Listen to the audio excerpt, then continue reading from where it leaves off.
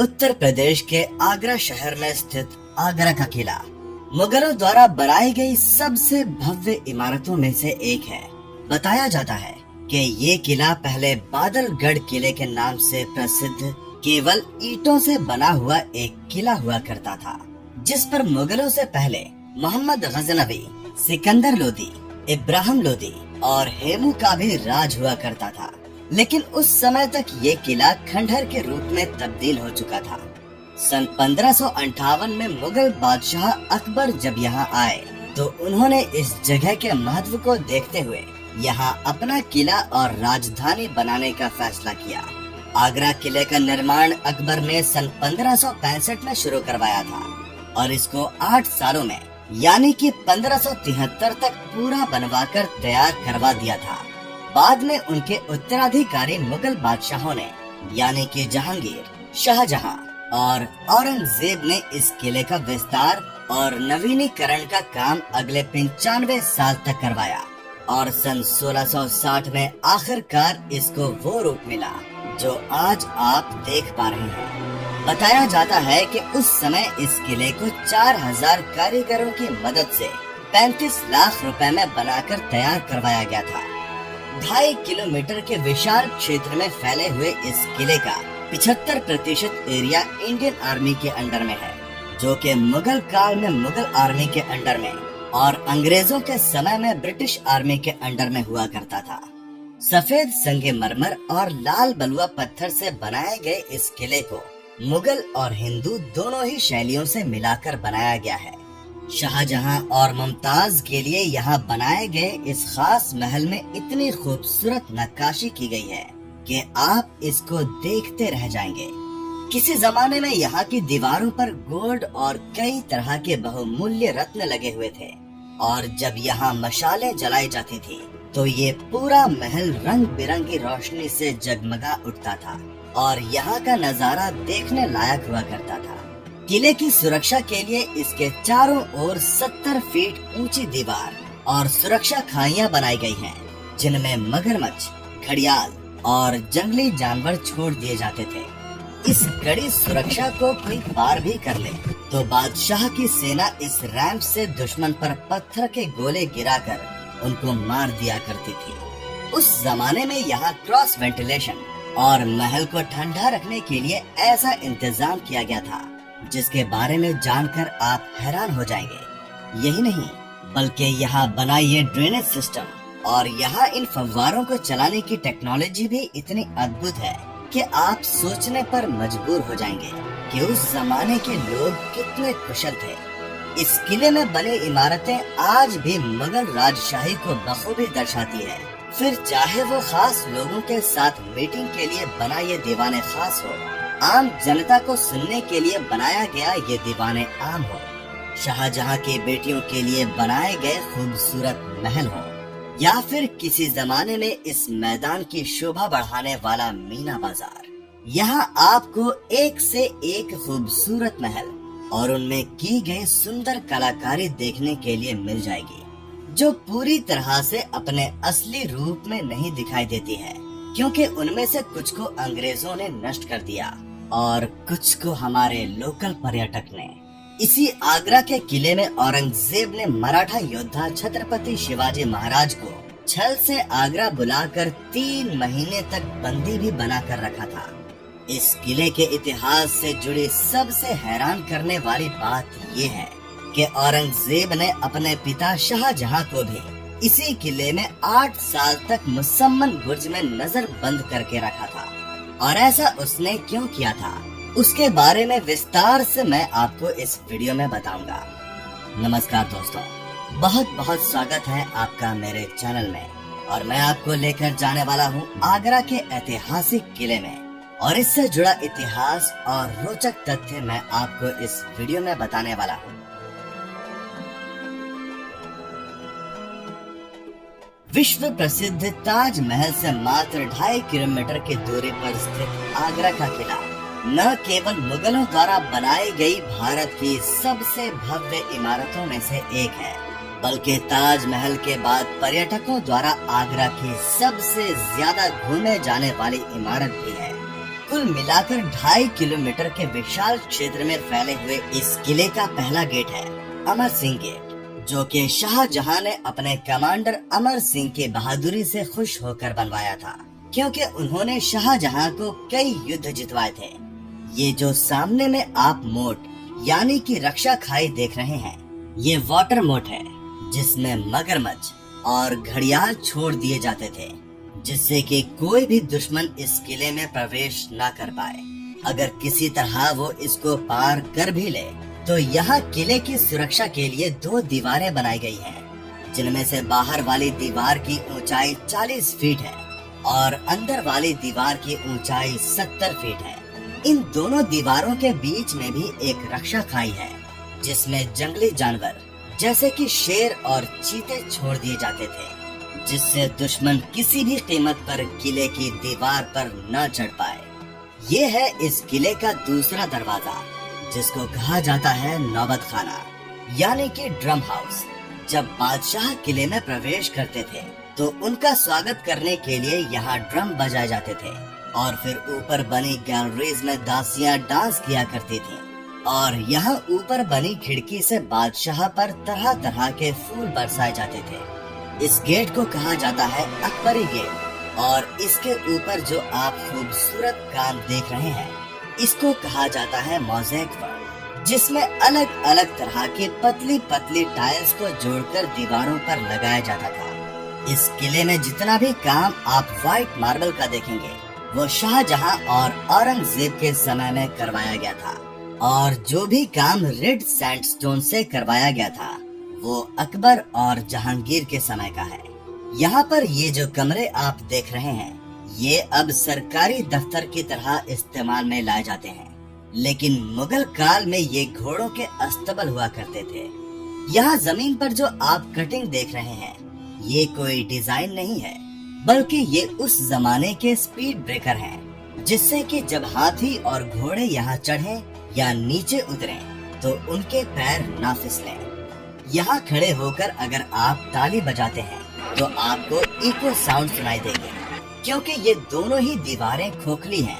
इनको खोखला बनाने का कारण ये था कि अगर सारे दरवाजे पार करके किसी तरह दुश्मन यहाँ तक पहुँच भी जाए, तो उनके घोड़ों के पैरों की आवाज से बादशाह की सेना सतर्क हो जाए। ऐसी स्थिति में दुश्मन पर वार करने के लिए ऊपर से पत्थर के बड़े बड़े गोले फेंक दिए जाते थे। अगर दुश्मन दीवारों का सहारा लेने की कोशिश करते थे, तो एक तरफ से गर्म तेल और दूसरी तरफ से गर्म पानी गिराया जाता था, जिससे कि वो फिसल कर गिर जाए और पत्थर के गोलों के नीचे आकर मर जाए। इस गेट को कहा जाता है एलिफेंट गेट, और यहीं से हम इस किले के बाहर आएंगे। यहाँ दाईं ओर में जो आप दीवार देखेंगे, वहाँ पर अकबरी महल हुआ करता था, लेकिन 1761 में जब भरतपुर के जाट राजा सूरजमल ने यहाँ आक्रमण किया था, तब उन्होंने ये पूरा महल ध्वस्त कर दिया था। ऊपर में जो जगह आप देख रहे हैं, वहाँ मुगल सैनिक खड़े होकर किले की सुरक्षा किया करते थे, और युद्ध की स्थिति में वहाँ से दुश्मनों पर तीर भाले वगैरह चलाया करते थे। ये है जहांगीर का बाथ टब यानी कि स्नान कुंड, जो कि उनको उनके पहले जन्मदिन पर उनके मामा ने उपहार में दिया था। ये एक सिंगल पीस स्टोन में बनाया गया है और इसमें कोई जॉइंट नहीं है। इसमें चढ़ने उतरने के लिए 3 सीढ़ियां बाहर और 3 सीढ़ियां अंदर की तरफ दी गई हैं। जहांगीर जब छोटे थे, तब उनकी दासियां उनको इसमें स्नान करवाया करती थी, लेकिन जब वो बड़े हुए, तो वो इन सीढ़ियों की मदद से खुद अंदर जाकर नहा लिया करते थे। ये बाथ टब पहले अकबरी महल में रखा रहता था, लेकिन सरकार ने पर्यटकों को दिखाने के लिए इसको बाद में यहाँ रख दिया। ये जो सामने में आप महल देख रहे हैं, ये है इस किले का पहला महल, जिसको कहा जाता है जहांगीर महल, जो कि अकबर ने अपने बेटे जहांगीर के लिए बनवाया था। इस गेट को बनाने के लिए राजस्थानी आर्किटेक्चर का उपयोग किया गया है। इस गेट में प्रवेश करने के बाद ये जो लकड़ी के दरवाजे आप देखेंगे, ये मुगल काल के नहीं हैं, बल्कि ये अंग्रेजों के समय में लगाए गए थे। मुगल काल में यहाँ दरवाजे नहीं होते थे, बल्कि यहाँ दरबारी खड़े हुआ करते थे। बादशाह जैसे ही अंदर प्रवेश करते थे तो दोनों तरफ में बने प्लेटफॉर्म से दासियां फूल बरसाकर उनका स्वागत किया करती थी। तो अब हम प्रवेश कर चुके हैं जहांगीर महल में, जिसको रंग महल के नाम से भी जाना जाता है। ऐसा इसीलिए क्योंकि उस जमाने में जब यहाँ कोई भी त्योहार या कार्यक्रम आयोजित किया जाता था, तब यहाँ डांसिंग प्रोग्राम के लिए डांसर्स बुलाई जाती थी, जो कि रंग बिरंगे वस्त्र पहनकर यहाँ नृत्य किया करते थे। सबसे ऊपर वाले हिस्से में बादशाह बैठा करते थे और उसके नीचे में जो आपको आर्च नजर आ रहे हैं, वहाँ उनकी दासियां बैठकर यहाँ होने वाले कार्यक्रमों का आनंद लिया करती थी। ये उस जमाने का डाइनिंग हॉल है, जहाँ बैठकर बादशाह खाना खाया करते थे। यहाँ जो दरवाजा आप देख रहे हैं, इसके पीछे में रसोई घर हुआ करता था, जहाँ जोधाबाई अपने हाथों से खाना बनाया करती थी। यहाँ ऊपर जाने के लिए सीढ़ियाँ भी दी गई हैं, लेकिन अब इनको स्थायी रूप से बंद कर दिया गया है।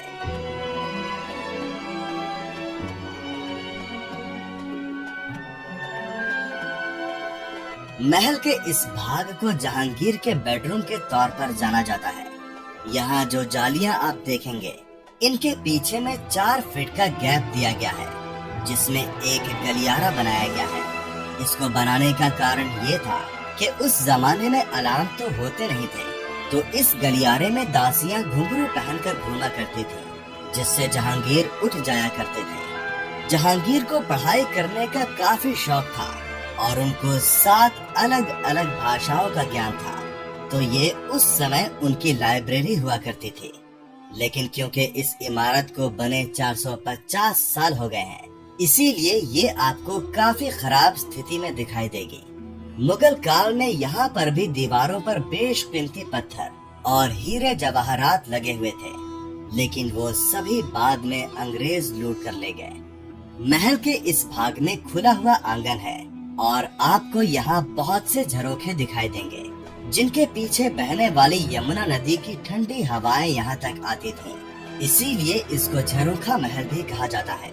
इस किले में उस जमाने में ऐसा ड्रेनेज सिस्टम बनाया गया था, जो कि आज भी पूरी तरह से काम करता है और बारिश के समय सारा पानी इन छेदों से होते हुए यमुना नदी के ओर निकल जाता है। ये जो कक्ष आप देख रहे हैं, ये उस जमाने का विंटर पैलेस हुआ करता था और यहाँ बने कमरों को मुगल काल में बादशाह और उनका परिवार सर्दियों के समय में इस्तेमाल किया करता था। किले के इस भाग को कहा जाता है समर पैलेस, जिसको उस समय में हवा महल और शाहजहानी पैलेस के नाम से भी जाना जाता था।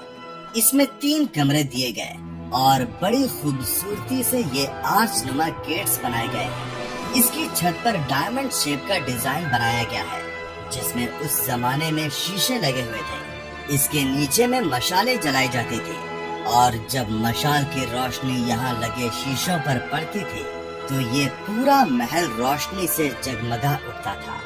यहाँ इस दरवाजे के दोनों तरफ जो दीवार आप देखेंगे, इन्हें खोखला बनाया गया है। ये डबल वॉल है, जिसके बीच में 2 फुट का गैप है।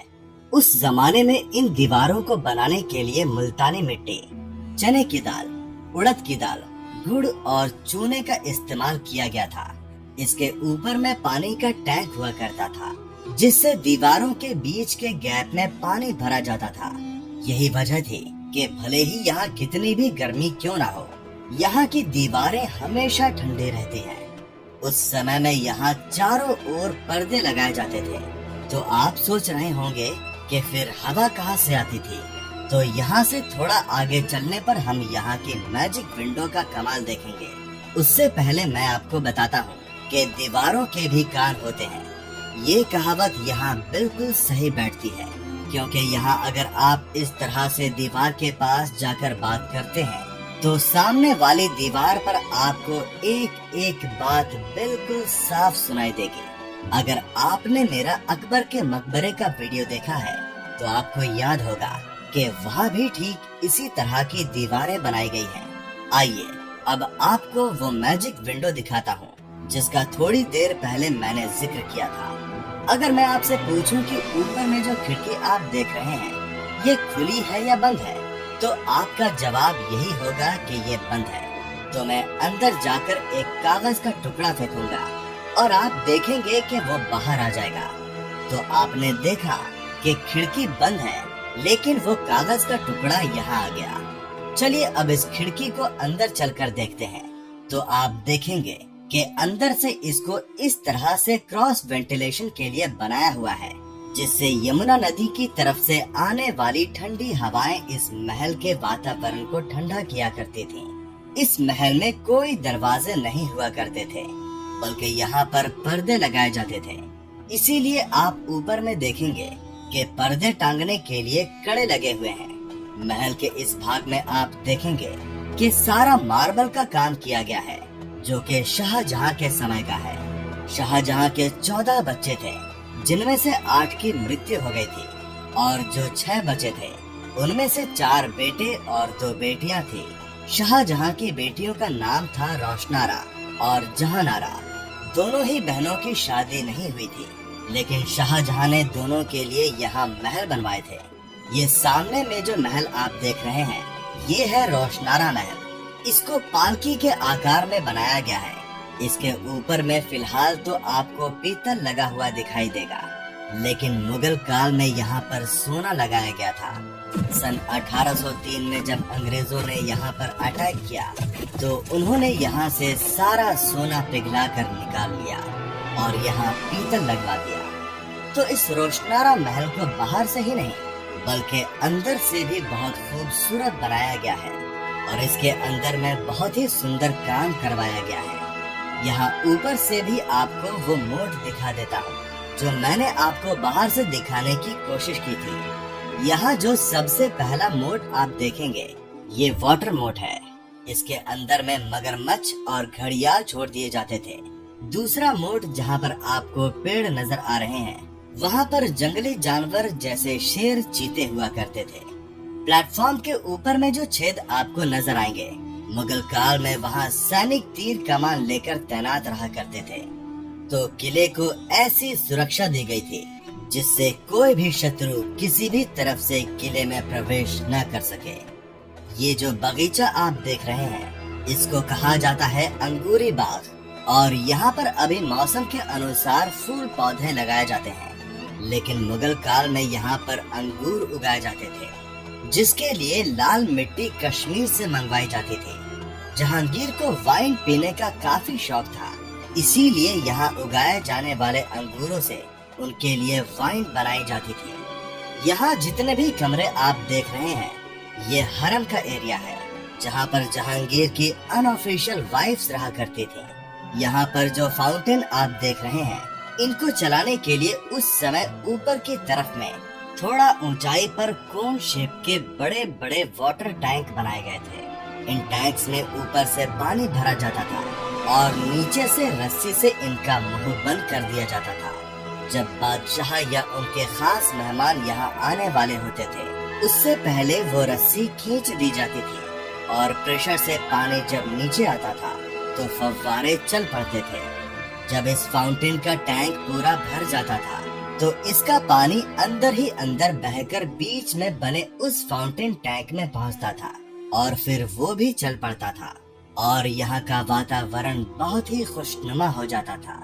ये जो सामने वाली इमारत आप देख रहे हैं, ये इस किले की सबसे महंगी इमारत है, और इसको कहा जाता है खास महल।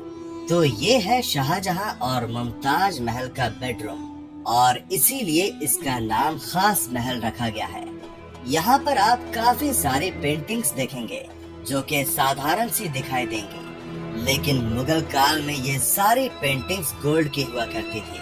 कहा जाता है कि उस समय में यहाँ 1008 किलो सोना तो लगाया ही गया था, बल्कि यहाँ बहुमूल्य हीरे और रत्न भी लगाए गए थे।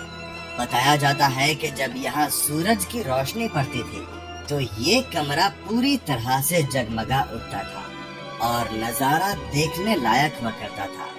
किसी जमाने तक तो ये महल अपने असली रूप में रहा, लेकिन जब अंग्रेज यहाँ आए तो आग लगाकर यहाँ से सारा सोना पिघला कर ले गए। मैं आपको बताना चाहूँगा कि अभी भी कुछ जगह आपको यहाँ किया गया असली सोने का काम देखने के लिए मिल जाएगा। जैसे कि यहाँ की छत पर, यहाँ पर जो छत पर आपको कड़े नजर आ रहे हैं, इसमें उस जमाने में झूमर लगा रहता था, जिसमें रात के समय में एक दीपक जलाया जाता था, जिससे ये पूरा महल सुनहरी रोशनी से जगमगा उठता था। यहाँ पर उस जमाने में खूबसूरत कालीन और बेड भी हुआ करता था, लेकिन वो भी अंग्रेज लूटकर अपने साथ ले गए थे। इस महल को वेंटिलेशन देने के लिए यहाँ पीछे की तरफ में जालियां भी बनाई गई थीं। इस महल को बादशाह और उनकी बेगम के प्राइवेट महल के रूप में बनाया गया था, जहाँ मर्दों का आना पूरी तरह से वर्जित हुआ करता था। यहाँ महिलाओं के साथ किन्नर सैनिक और दासियां हुआ करती थीं। ये लाल बलुआ पत्थर की जो जाली आप देख रहे हैं, ये उस समय की लेडीज जेल हुआ करती थी। मुगल काल में कोई भी महिला जब अपराध करती थी तो उनको यहाँ कैद करके रखा जाता था। ये है इस किले में बना शीश महल, जो कि यहाँ बना दूसरा सबसे महंगा महल है, जो कि मुमताज का शाही हमाम हुआ करता था, और इसी महल में वो नहाकर तैयार हुआ करती थी। आप देखेंगे कि इसमें छोटे छोटे शीशे लगे हैं, जो कि सीरिया से मंगवाए गए थे। यहाँ पर जब एक मोमबत्ती जलाई जाती थी तो ऐसा उजाला हो जाता था कि मानो यहाँ पर हजारों मोमबत्तियाँ जलाई गई हैं। इसी शीश महल में शाहजहां ने मुमताज के लिए बाथटब, स्पा और मसाज का इंतजाम करवाया था। लोकल टूरिस्ट यहाँ से शीशे निकाल लेते थे, इसीलिए सरकार ने इसको स्थायी रूप से बंद कर दिया। अभी थोड़ी देर पहले मैंने आपको शाहजहां की छोटी बेटी रोशनारा का महल दिखाया था, और ये सामने वाला जो महल आप देख रहे हैं, ये उनकी बड़ी बेटी जहांनारा का महल है। आप देखेंगे कि इसको भी रोशनारा महल की तरह ही पालकी की शेप में बनाया गया है, और इसके अंदर भी खूबसूरत कलाकारी की गई है। मुमताज की मृत्यु के बाद जहांनारा ही थी जिन्होंने शाहजहां का ख्याल रखने में कोई कमी नहीं छोड़ी थी, और उनकी मृत्यु तक उनके साथ ही खड़ी रही। आइए अब आपको दिखाता हूँ शाहजहां की जेल, जहां औरंगजेब ने अपने पिता शाहजहां को 8 साल तक कैद करके रखा था, और वहीं उनकी मृत्यु भी हो गई थी। तो ये है उस जमाने में बनाई गई दुनिया की सबसे खूबसूरत जेल, जिसको मुसम्मन बुर्ज, शाह बुर्ज और जैस्मिन टावर के नाम से भी जाना जाता है। इसको जैस्मिन टावर इसीलिए कहते हैं क्योंकि इसमें आपको जगह जगह पर जैस्मिन के फूलों की कलाकारी देखने के लिए मिल जाएगी। आप देखेंगे कि इस महल को रेलिंग लगाकर सरकार द्वारा स्थायी रूप से बंद कर दिया गया है, क्योंकि इसमें काफी सारे बहुमूल्य स्टोन लगाए गए थे, लेकिन लोकल टूरिस्ट यहाँ से वो स्टोन निकाल के अपने साथ ले जाते थे। तो इसी महल में औरंगजेब ने अपने पिता शाहजहां को सन 1658 से लेकर 1666 तक नजर बंद करके रखा था। इसका कारण ये था कि शाहजहां एक काला ताज बनवाना चाहते थे, लेकिन ऐसा मुमकिन नहीं हो पाया। ऐसा इसीलिए क्योंकि शाहजहां काफी सारी इमारतें बनवाते जा रहे थे, जिसमें उनका खजाना खाली होता जा रहा था, और अगर काला ताज बनवाया जाता तो और भी ज्यादा खजाना खाली हो जाता। औरंगजेब ने शाहजहां को मनाने की कोशिश की कि वो काला ताज ना बनाए, लेकिन वो नहीं माने। उस समय सत्ता औरंगजेब के हाथ में थी, तो उन्होंने अपने पिता को यहाँ इस मुसम्मन बुर्ज में नजर बंद कर दिया। लेकिन ना ही शाहजहां के हाथों में हथकड़ियां लगाई गई थी और ना ही पैरों में बेड़ियां बांधी गई थी, और उनको इस पूरे एरिया में घूमने की अनुमति थी। शाहजहां की बस एक ख्वाहिश थी कि उनको चाहे जहां भी रखा जाए, लेकिन उनको ताजमहल हमेशा दिखाई देना चाहिए। तो यहाँ से वो कभी भी ताजमहल को देख सकते थे। यहाँ ऊपर की तरफ वाटर टैंक बना हुआ है, जिससे पानी बहकर इस झरने से गिरता हुआ नीचे आता था, और यहाँ से पानी अंडरग्राउंड बहकर शाहजहां की जेल में बने फाउंटेन तक पहुँच जाया करता था, और फुव्वारे चल पड़ते थे।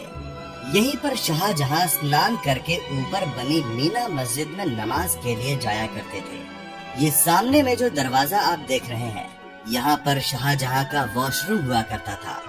आगे वाले जो 2 दरवाजे बने हैं, ये शीश महल के एग्जिट हुआ करते थे। एक तरफ से मुमताज निकला करती थी और दूसरी तरफ से बाकी महिलाएं निकला करती थी। शाहजहां की मृत्यु हो जाने के बाद उनके शव को उनकी बेटियां रोशनारा और जहांनारा यहाँ बने इस खुफिया रास्ते से उनको यमुना नदी के पास ले गई थी, जहाँ से नाव के जरिए उनके शरीर को ताजमहल तक ले जाया गया।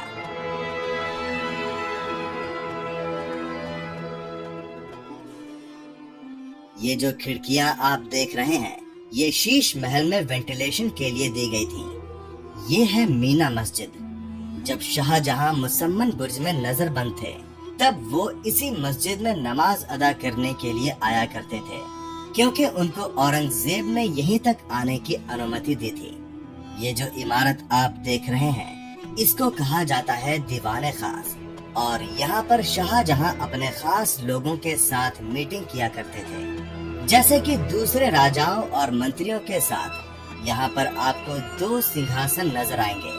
ये वाला सिंहासन शाहजहां का है और ये उनके पिता जहांगीर का सिंहासन है। जहांगीर के इस सिंहासन को बनाने के लिए बेल्जियम के पत्थर का इस्तेमाल किया गया है। सन 1803 में जब अंग्रेजों ने तोप के गोले दाग कर इस किले पर अटैक किया था, तब इस सिंहासन पर कैनन बॉल आकर गिरी। इस पत्थर में दरार आई और कैनन बॉल बाउंस होकर उस सामने वाली दीवार पर लगी थी और वहाँ ये छेद हो गया था। तो सन 1803 के बाद इस किले पर अंग्रेजों ने अपना कब्जा जमा लिया था।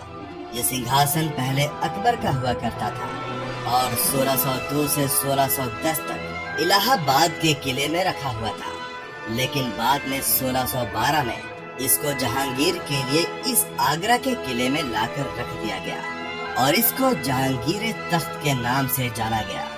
यहाँ सामने की ओर में जो आप मैदान देख रहे हैं, इसको कहा जाता है मीना बाजार। उस जमाने में यहाँ पर महीने में 1 बार बाजार लगाया जाता था, जिसमें सौदागर लोग बाहर से यहाँ पर आते थे और बेशकीमती चीजें बेचा करते थे।